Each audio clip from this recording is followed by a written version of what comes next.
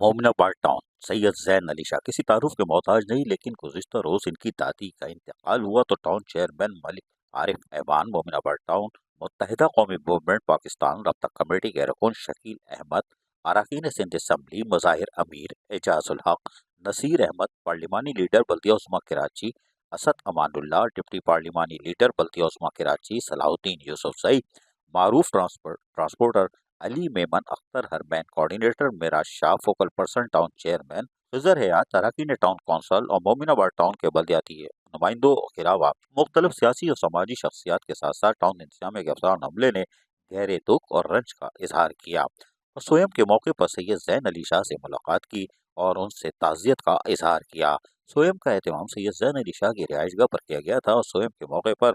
ان کی دادی کے سال ثواب کے لیے قرآن خوانی اور درس کا بھی اہتمام کیا گیا تھا اور ان کی درجات کی بلندی اور مغفرت کے لیے خصوصی طور پر دعا کی گئی۔ عزیز عارف، KBS بلدیاتی نیوز کراچی۔ ایسی ہی خوبصورت ویڈیوز فیوچر میں حاصل کرنے کے لیے ریڈ بٹن پر کلک کر کے اور بیل آئیکن کو پریس کر کے ہم سب کے سبسکرائبر بننا مت بھولیے۔